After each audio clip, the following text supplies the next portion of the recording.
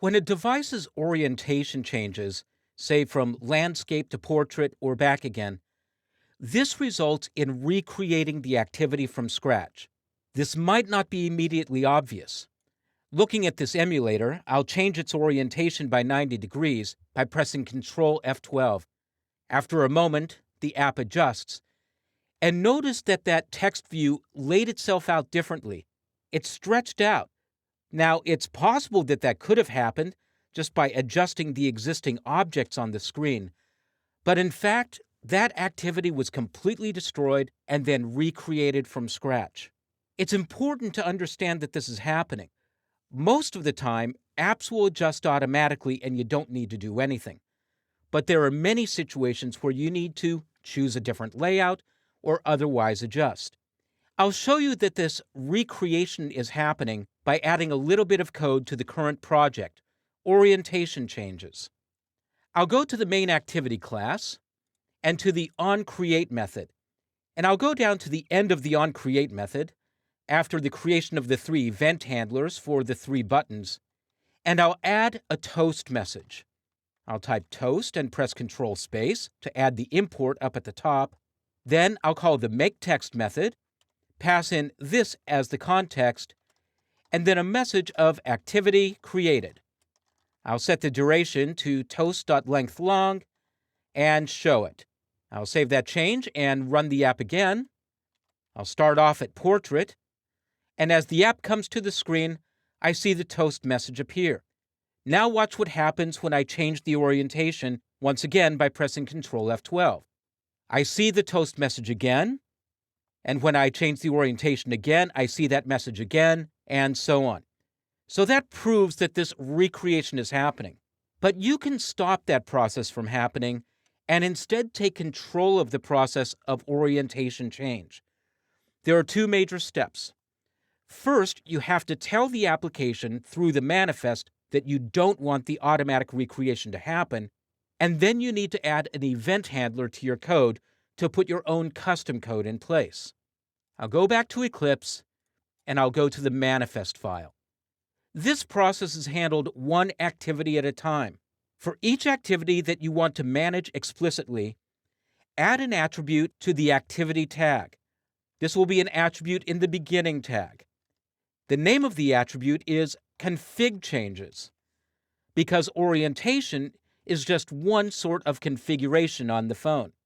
Add the attribute and then press Ctrl space, and you'll see a list of all the different configuration changes you can deal with. You can work with what happens when the keyboard appears or is hidden. You can deal with screen layout, deal with the layout direction, the font scale, and others. To override the orientation change, you need to add 2 of these values. The first is orientation, but then add a pipe character, that's the vertical line that's on the same key as the backslash, and then press Ctrl space again, and also select screen size. Because when you change the orientation, the screen size changes too. It might have started off with a long vertical side, and now it has a long horizontal side, or vice versa. So by simply doing this, you're telling the app not to recreate the activity. I'll save that change, go back to my class, and rerun the application. When the app first appears, I see the toast message, but now when I change the orientation, I don't see that message, because again, it's not being recreated. So now I'll add my own custom code. I'll go down to the bottom of the class and place the cursor after the existing methods. And I'm going to override a method of the activity class called onConfigurationChanged. I'll type the beginning of the method name and press Ctrl space and choose that method from the list.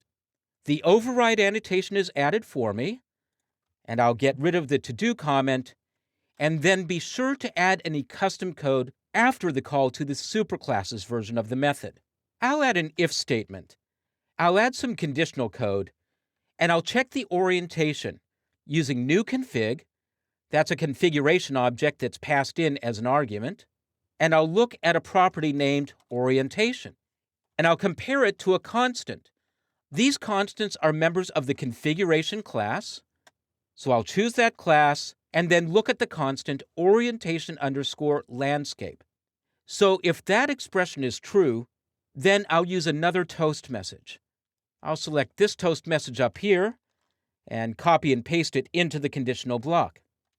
And I'll change the message to landscape. Then I'll add an else clause to the if statement, and I'll copy and paste that toast message again, and this time I'll output a message of portrait. I'll save my changes and run the app in the emulator again. As the activity first comes to the screen, I see the toast message.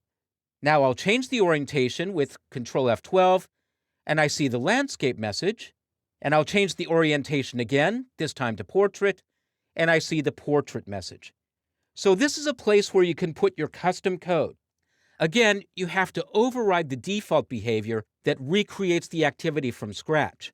You do that in the manifest, and then you override the onConfigurationChanged method for the current activity and add your custom code there.